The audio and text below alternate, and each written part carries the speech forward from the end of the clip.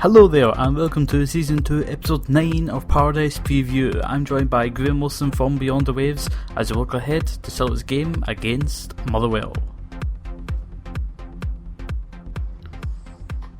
Hello! Celtic have just came off a 4-1 win against Raith Rovers, and before that we beat Dundee 2-0.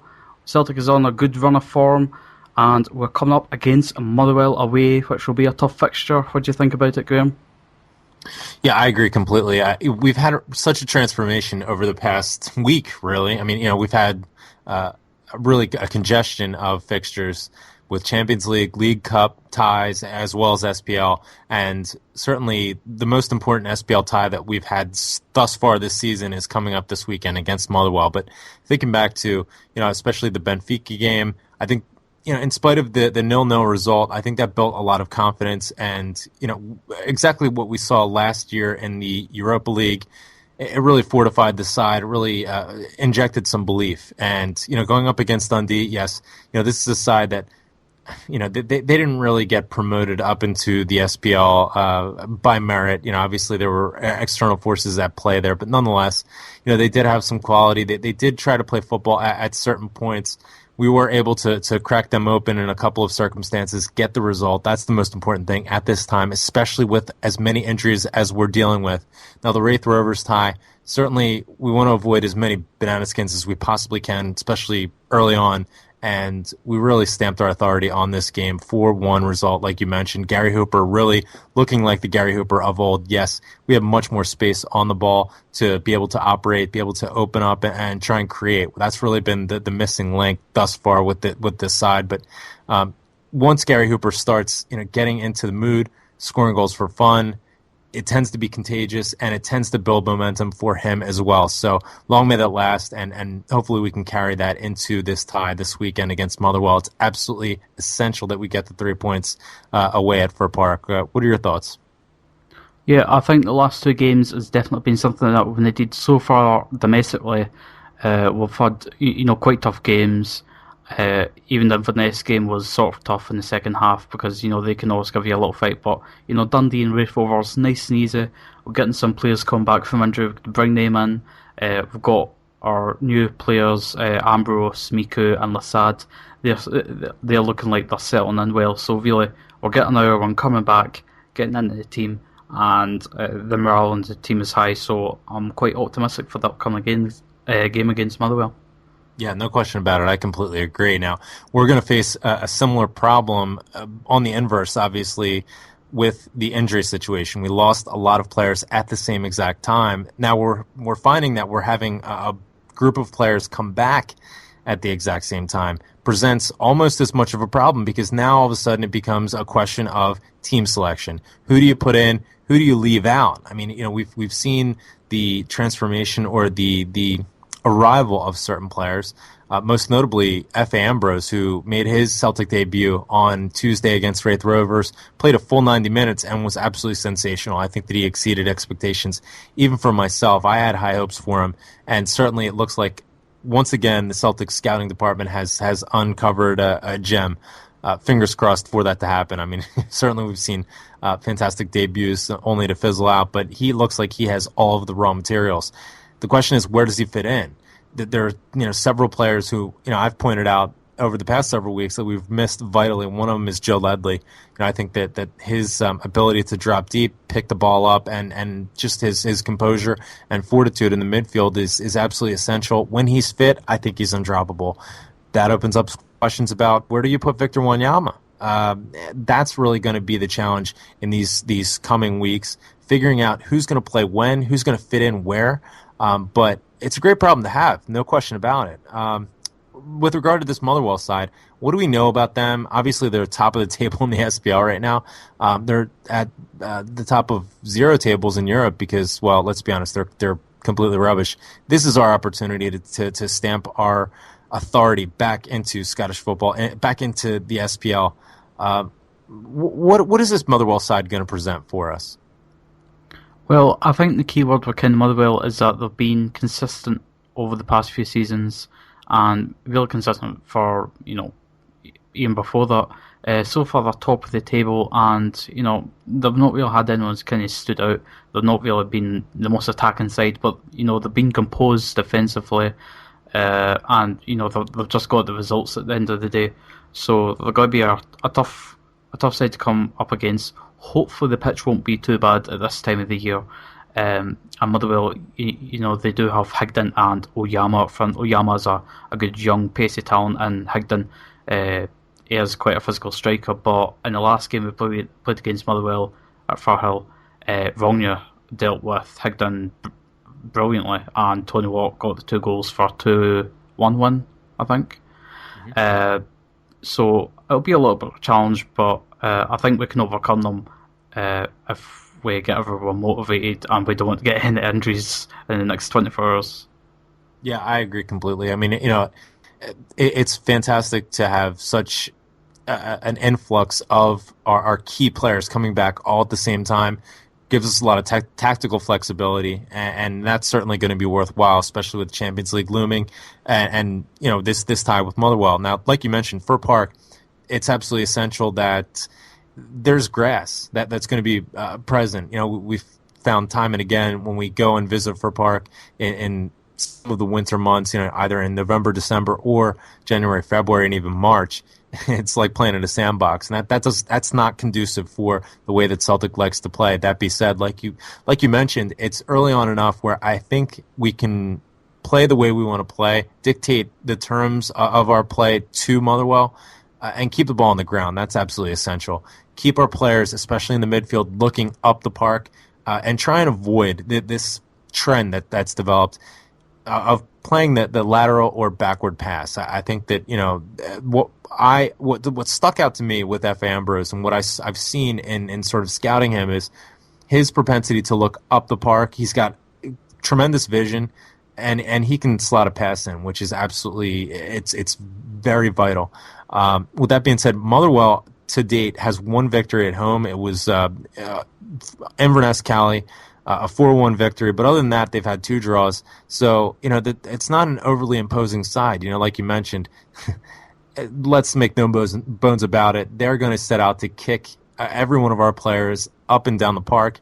Not really much to be desired. Looking at their result midweek against Sevco away to Ibrox, but really can't look at that as a litmus test for obvious reasons. They're going to be a completely different side. They're going to have a completely different motivation, almost a siege mentality, and it's absolutely vital that Celtic set out to be able to crack open one of these deep-lying formations that is going to look to pack the box, frustrate us, hit us on the counter. With that being said, what are your thoughts in terms of the ideal formation? It's certainly a difficult one, considering certain players coming into form in the absence of some of our inverted commas starting roster, starting players, if you will. But give us your thoughts in terms of how we need to set out, what players are going to be vital to this tie to make sure that we get the 3 points.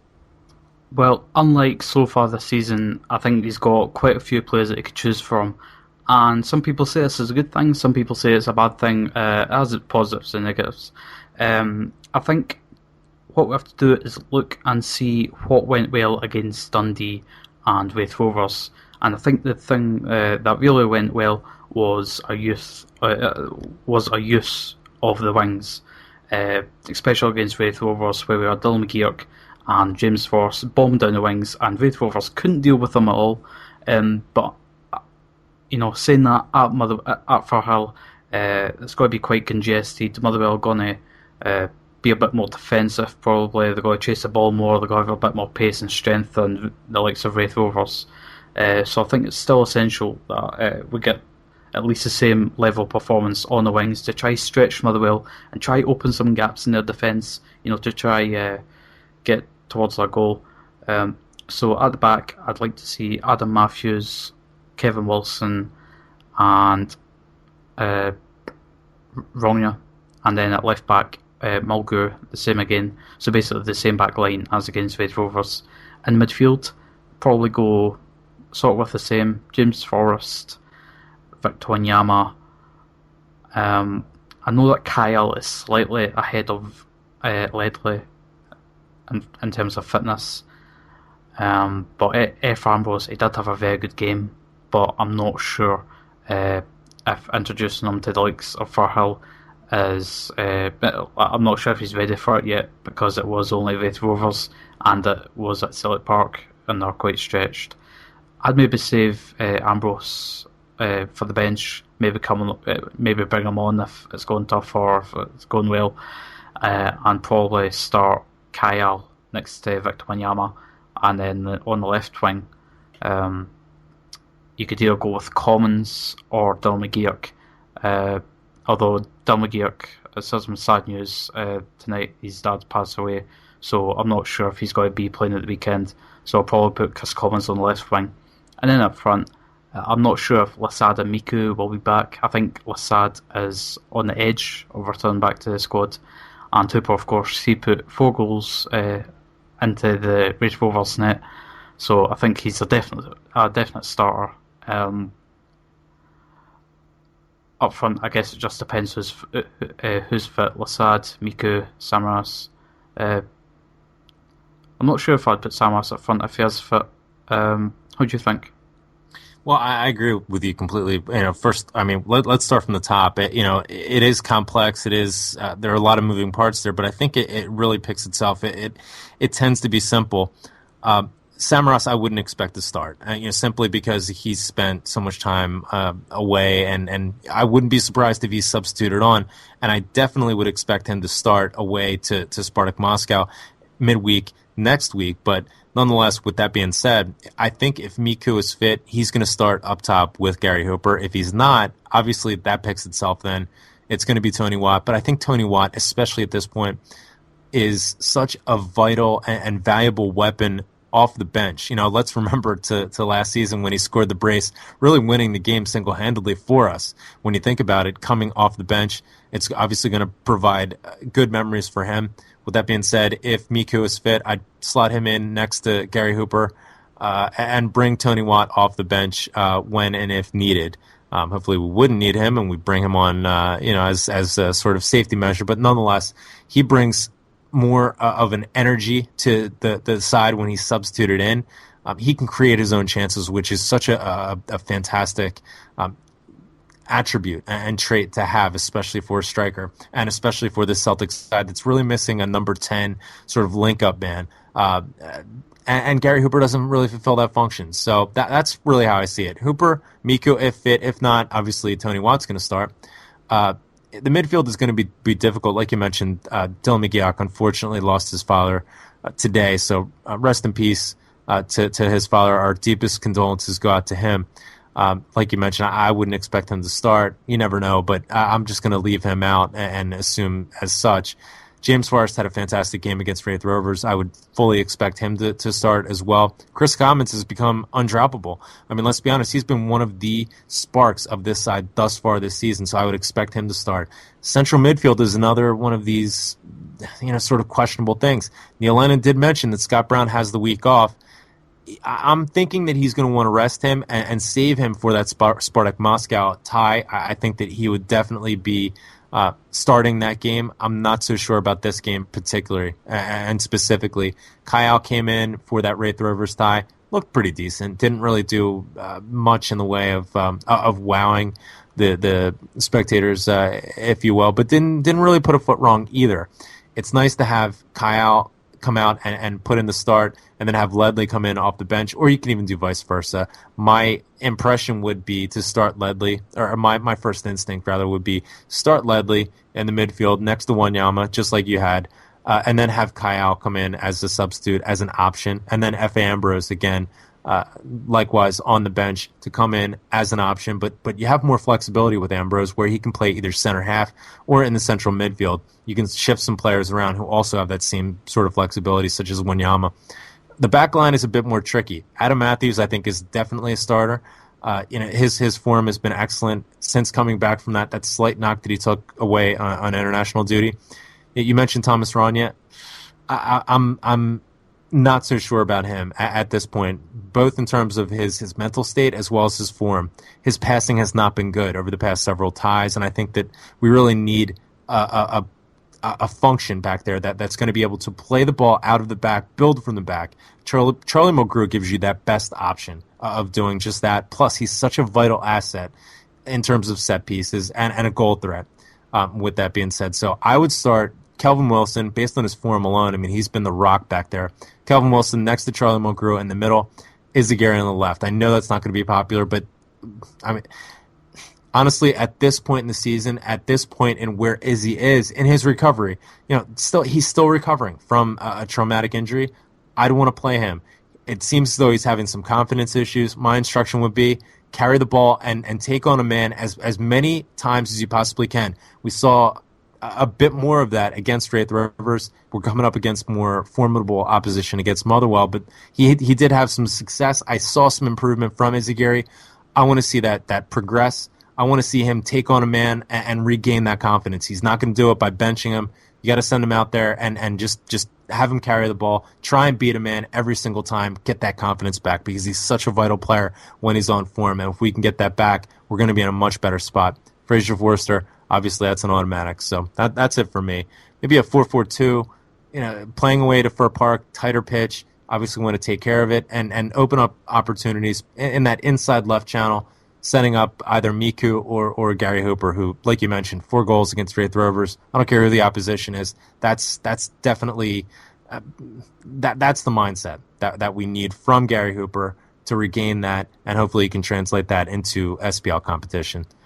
With that being said, predictions. It's a tough one. So many variables here, but what do you expect in terms of the result? We need the 3 points. How do you see it playing out?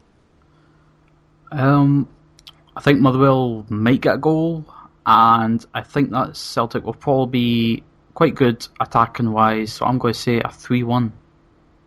I was going to say the exact same thing. 3-1 for me as well. I see the momentum being carried forward, not just for this Motherwell tie, but also midweek against Spartak Moscow. Like I mentioned before, I would expect Georgios Samaras to start that game against Spartak Moscow. He has a bit of a record playing in Moscow from, obviously thinking back to the Lokomotiv Champions League qualifier from a couple of years ago. Hopefully that can conjure up positive images and so on and so forth. But 3-1 for me as well. This is a Motherwell side that can score goals, like I mentioned before. Against Inverness Cali Thistle at home, they put 4 up on the board. They can definitely do it. I would love a clean sheet, but realistically, 3-1 for me. Get the 3 points and get back to the top of the SPL. Good stuff. I think it was a good episode. Quite a lot of different viewpoints. So it's good that we have other people come back and lots of different views and opinions, and hopefully Lennon will pick the one that's best for the team. Yep, fingers crossed. Okay, so see you later.